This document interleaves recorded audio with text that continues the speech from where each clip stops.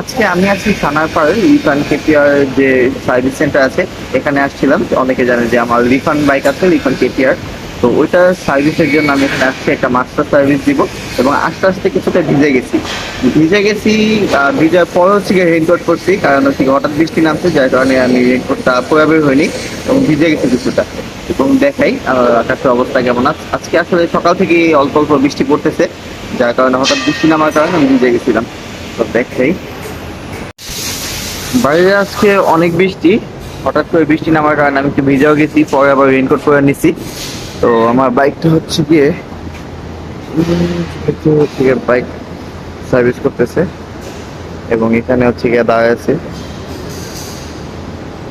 এখানে ওয়েটিং রুমে আমি বসে ওয়েট করতেছি। তো এই তো মাস্টার সার্ভিস শেষ হতে অনেক সময় লাগবে, হয়তো বিকাল হয়ে যাবে। মাস্টার সার্ভিস শেষ করে তারপর বাসায় যেতে হবে। আশা করি বৃষ্টিটা আর থাকবে না। বাইক চালাবেন আর বাইকের কোনো খরচ করবেন না, বাইকের কোনো যত্ন নেবেন না, তা কিন্তু হয় না। বাইকের অবশ্যই যত্ন নিতে হয়। এবং যে কারণে আমি আজকে মাস্টার সার্ভিসে দুটো আসছি। একটা সময় পর পর মাস্টার সার্ভিস দেওয়া উচিত।